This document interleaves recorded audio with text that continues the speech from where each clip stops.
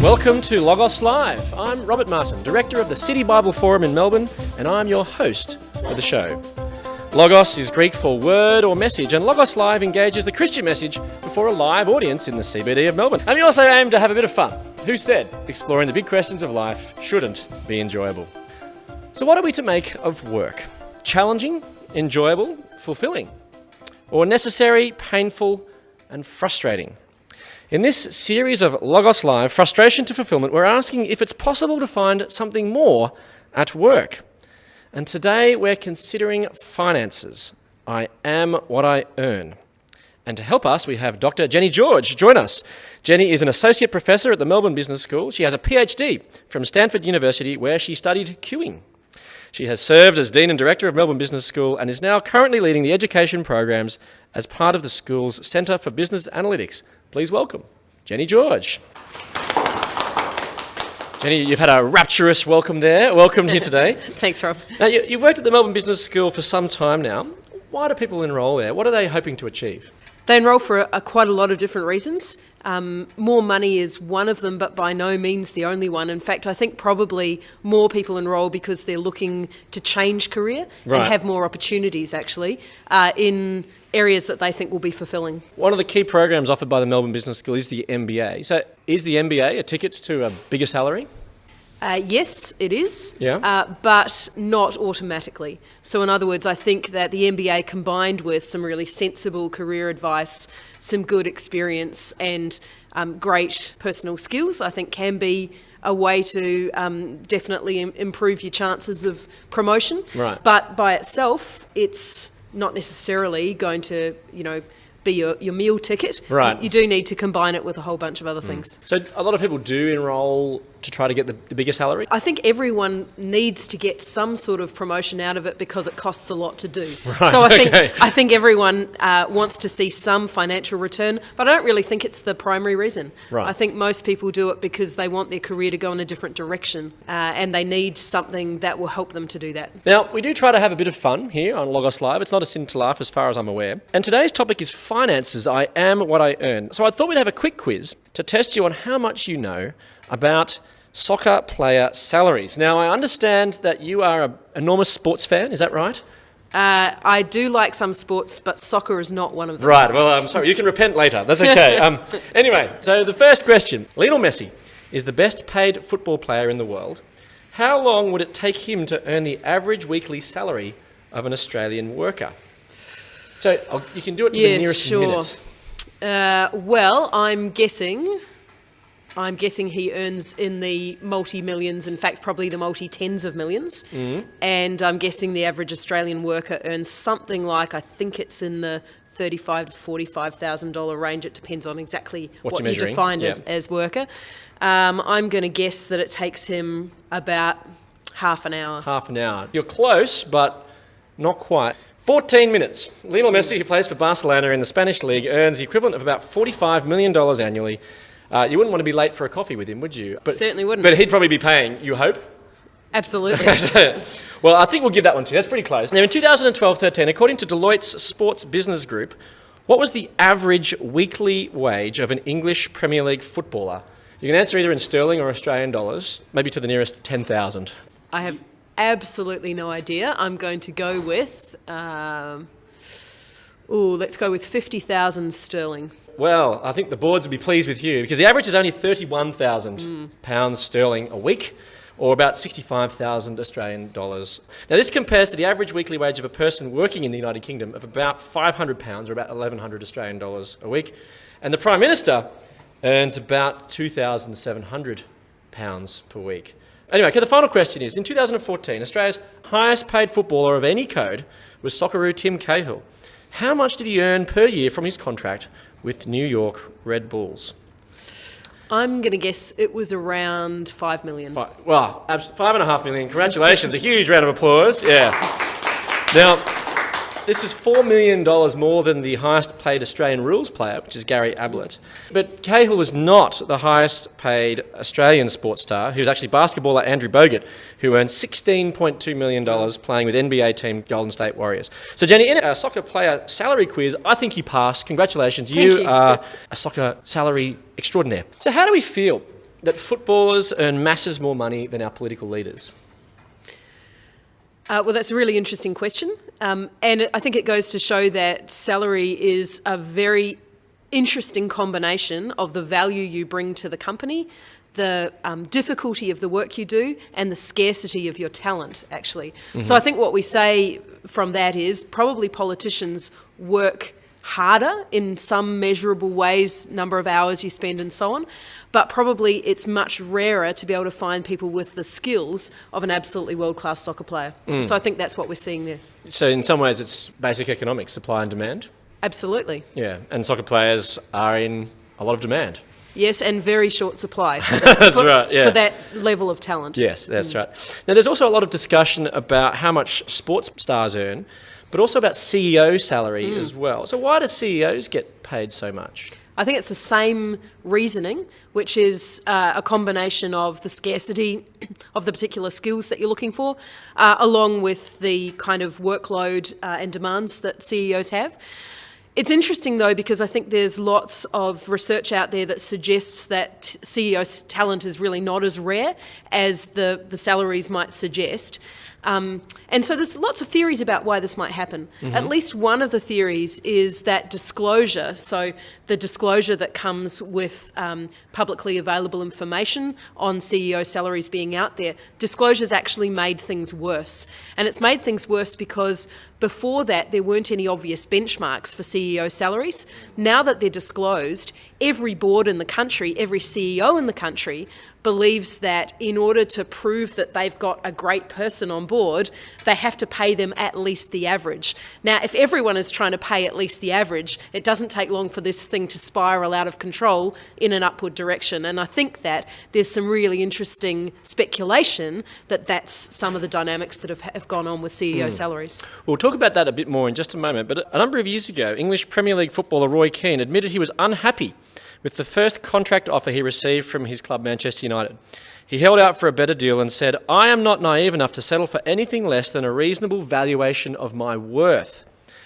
So are football players worth what they're paid, or is it obscene? Well, an economist would answer that we're worth what someone else would be willing to pay for us. So if Roy Keane reckons that he could walk down the street and get the same thing from another club or get something more, then that's a reasonable way to describe it. Right. So it's very difficult, though, because is this intrinsic value? Is this what he's worth as a human being? No, and I don't think even the most hard-bitten economist would say that either. But there is some truth to the fact that what somebody out there would be willing to pay you is somehow probably what you're worth in terms of salary. So do you think that we connect the two? That our worth as an individual is about what we earn? Absolutely. And it's very difficult, I think, for us to try, on the one hand, to be realistic about what someone will pay us and what, in that sense, our value is to the company. But on the other hand, also not start to have that infect how we feel about ourselves and whether or not this now becomes a proxy for our feeling of value as a human being. So what does the research say then about our feelings about salary? You touched on a little bit about CEO salaries. Yes. But what does it say more generally about how we view our salary? A lot is to do with peer effects. So we feel about our salaries mostly how we feel is dictated by what the person next to us is earning. So there's very little in the way of absolute numbers that have to do with happiness, with feelings of satisfaction, with feelings of self-worth. Most of the time it's to do with what does the person next to me earn? Do I believe that I'm being paid relative to them in a fair and reasonable way, and therefore do I feel that this is something that that is worth it? And so there's also a sense in which perhaps we can keep score? Absolutely. With our salary? Yes, so I think that we can then start to feel like if the person next to me got a raise and I didn't, then this is now saying something about me and my value and whether or not I'm doing a good job. And I think companies play into this because they explicitly link things like performance reviews to salary, which in many ways I think is unhelpful. And some companies are actually stopping doing that now because they recognise that what you might get paid may or may not be reflective of the kind of performance that you're doing in the company and the performance review you get. So there's some interesting things that are going on there. We do, however, often use it as a way of keeping score for ourselves. Yeah. And so my feeling of whether or not I've been successful, of whether or not my career is taking pace and is being shaped in the way I want it to, those often come down to, am I going to get paid more next year, or am I reasonably expecting my pay to increase over the next 5 years? And those are the kinds of things that we often use as a way of thinking to ourselves, have I been successful? Am I, as a person, actually doing something that's worthwhile? And these peer effects also, are they what's motivating perhaps CEO salaries and people like Roy Keane? I think they are, and I think we see the peer effects very specifically with what's been talked about with disclosure. CEOs, though, also are taking into account not only the peer effects amongst other CEOs, but also their relative pay compared to other people in the company as well. There is a real sense in which being a CEO gives you a sense of responsibility that isn't there in any other job. It was really interesting when I stepped into the dean role at the business school, from having done many other jobs that had a lot of similar kind of features and management responsibilities. Being the CEO was a completely different experience. I stayed awake at night worrying about things. If there was a crisis, even if a fire alarm went off, I was called. There is a level of responsibility for what goes on that is, I wasn't prepared for, actually. And the second thing I wasn't prepared for was how lonely it would be, because there's not the same level of peer kind of sharing of that load. You have to somewhat live aloof a little bit from the rest of the company, or you don't do the job well. So I think for all of those reasons, it probably is reasonable that CEOs get a different sort of amount of money than other people. The question is, how much is reasonable? So what then does money offer? Money offers a lot of things. There's some really interesting stats about national happiness. Over time, whole countries have actually become measurably happier. And it typically happens when they reach a certain level of economic prosperity. And that level of economic prosperity correlates really closely to when their kids stop dying. So when you've got enough money to keep your kids from dying when they're infants, you become measurably happier. After that, there's almost no difference. So in other words, yes, there's a level of financial prosperity that definitely brings a satisfaction to your life that not having it can't bring. But after that point, it practically makes no difference. So the average city worker sitting out here is no happier than Gina Reinhardt. That's absolutely right. And there's very clear evidence about that. So why do people pursue it then? I think it's a number of different things, but I think it's mostly because we mix up the idea of success with the idea of money. So we want to feel successful, we want to feel that our lives have achieved something, and we confuse that with believing that money is the way that we're going to measure that. And it is one of the more measurable things that we can point to. So it's perhaps not surprising we do that, but I think that's the answer. Now, in the 2010 movie The Company Men, Ben Affleck's character Bobby Walker loses his job. As he wrestles with the impact of unemployment, he says to his wife, "I'm a 37-year-old unemployed loser." Is his reaction problematic? I actually think being out of work is a different thing again. So I think being unemployed brings with it a whole set of circumstances that can be quite difficult. I think work in itself is a great thing. Work gives us purpose. It gives us something that can really help shape our lives. It's a satisfying thing that human beings have been created to do. So I think being out of work is something that is likely to make us feel unsuccessful and unfulfilled.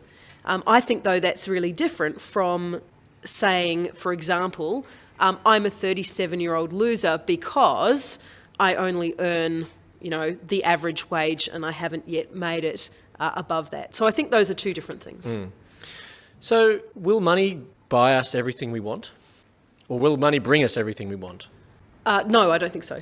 No. Not at all. I think it brings us a lot of things, though. I think Yep. we shouldn't kid ourselves. Money brings us a high degree of security. It brings us freedom from worry. And it buys us quite a lot of time and pleasure. However, it only does that under a couple of different scenarios. Firstly, it only does that if the rest of our life's going well. And so I think that we also forget that health and other things can't entirely be bought. They can partially be bought. We can buy better health, but we can't completely control that. But I think the second thing that we forget when we do this and when we try and use these measures is I think we also forget that these are ultimately unsatisfying, that even all of those good things will ultimately not lead us necessarily to happiness. So we can have security, we can have health, we can have all of those other things and still not potentially be happy. Now, a question has just come in, which is interesting, relates to that. Is there a level of earning that is so high that it can make me unhappy? I don't think there's evidence that the curve goes downwards again. I just think there's no evidence that it goes up. Right, just plateaus. Yeah, absolutely. So I don't think that necessarily a lot of money makes you unhappy. It just doesn't necessarily make you any happier. I think at that point it's completely about other factors. Another question's come in. Do you think pay is a meaningful contributor to job satisfaction? Given job satisfaction is a relatively new phenomenon, how important is it that we enjoy or find meaning in the work that we do? I don't think pay is necessarily a good indicator of satisfaction at all. I think most people find satisfaction in the kind of autonomy they have in their job, whether or not their talents fit with what they're being asked to do, whether they feel like they're able to perform really well in their work. There is some interesting, and now I'll go back to some research again, there's some interesting research about scarcity. So in other words, if you are living in such a way, or if you're comparing yourself in such a way with other people, that essentially you always feel like you're not quite there, like you're just struggling to catch up, then no matter what you're doing and no matter what you're earning, you will always feel less satisfied. So in other words, you can have a $20,000 a year job, and it might be, for example, as a creative artist. You're not earning a lot of money, but on the other hand, this is not something that you're expecting. You don't expect to earn a lot, and your life might be organised in such a way that it's very simple, and $20,000 is actually enough to get by. You might be earning $300,000 a year, you have an enormous mortgage, and every month you're worried about how you're going to get through the next month. The amount of money is almost irrelevant. The $20,000 a year person, if they've constructed their life in such a way that they don't need to worry, they can actually have enormous job satisfaction. A person on $300,000 may feel worried every month about how they're going to make ends meet, and in fact may not get as much satisfaction from their job anyway. Now, as part of Logos Live, we do reflect on the scriptures, the Logos, and we're going to explore a passage today which speaks about the value of money. It's from the New Testament book of Luke, and Luke is one of the biographies of Jesus' life, and we'll pick it up in chapter 12. Here, someone asks Jesus a question about monetary entitlement in obtaining his inheritance. And Jesus responds by saying, Luke 12:15, "Watch out! Be on your guard against all kinds of greed. Life does not consist in an abundance of possessions." Why do you think Jesus says this? Well, it's interesting that he's responding to someone who's complaining about his inheritance. So, firstly, it's complaining about money that to a certain extent he didn't earn. So this is complaining that other people are getting a better deal than me. So there's already in there a sense that somehow I deserve money that is otherwise not coming to me. So there's an interesting kind of justice issue that perhaps is raised here. But I think Jesus goes on later in the passage to say there are many things that you can be worried about, and possessions are not a good thing to be worried about. There are many other things that are much more important to put your energy and your time and your thinking into. So perhaps he's pointing out here as much to this guy who's come along saying, tell my brother to share the inheritance or whatever it is. Perhaps he's saying, look, don't spend your time worrying about this. There's other things to be concerned about. And so what things are more important? Well, Jesus talks about being rich towards God. Yeah, he does that in this passage here. That's right. Yeah. And I think here Jesus is saying there are relational things that we can be concentrating on. We can be thinking about how to be generous to other people. In fact, I think that there's a big theme here about generosity. But the other big theme actually in the whole chapter, not just in here, is that we've got a very short time on earth. Yeah. And in that short time, are we actually paying attention to things that God cares about, or are we paying attention to things that we care about? And I think in this passage, Jesus says the things that God cares about are loving God and loving our neighbours, and that those things we can do with our possessions. But it's not about having them, it's about using them for those purposes. So in this section, Jesus tells a story, a parable about a rich man who builds big barns to make himself comfortable, and he describes him at the end as being a fool. So is this the reason that he's a fool, because he's not been rich towards God? I think this is a particular passage that Jesus is using to talk about. I mean, he dies, so this is what happens. He builds these big barns, he dies, the possessions don't help him at all. And here I think Jesus is actually pointing out that death is the big problem for us in life. It's the big problem not only actually with our possessions, but with everything. We can decide that the thing that's going to make us happy is relationships. We can decide that the thing that's going to make us happy is family. In any of those decisions that we make, death is a big problem. It's a problem for possessions because we can't take them with us. It's a problem for family because those family members we invest in, they'll die as well. And I think actually the big message is you can put your heart into anything, but death is going to cut you off from that thing. And so I think Jesus is actually quite clever here in telling this parable to point out that we need to figure out what we think about death and how we're going to live in the face of death. And I think that the answer for Christians is that God says death is not the final word. And I suppose the problem is also particularly stark for the person who isn't a Christian, because, well, if they've got all this stuff, but they still have to face this problem of death, and then what defines them then? But I think, let's be clear, it's actually not only possessions, it's almost anything that you put your time and your energy into, you face that problem. Sure, we can acknowledge that life isn't the abundance of possessions, but why would God be the solution and not something else? Well, I think that in purely human terms, it probably is true that you'll be happier if you put your time and energy into people, relationships, family, rather than money. So I think that from a human point of view, is a good strategy. But I think that even that strategy doesn't, in the end, succeed.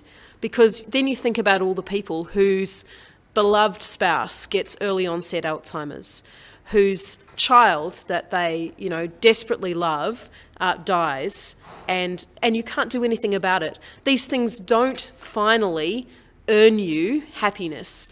They are probably better to do than possessions, but they don't insulate you from the tragedy of life. And I think that what Jesus is saying is that God is the constant, is the only constant in life that will be there through thick, through thin, through everything else, that won't change, and that God actually promises us not that he will take tragedies away from us, but that somehow he'll transform tragedy through, we don't really completely understand how, but through a resurrection into something that is ultimately beautiful. So that's what he's pointing towards in, say, verse 21 there, where he says, this is how it will be with whoever stores up things for themselves, but is not rich towards God.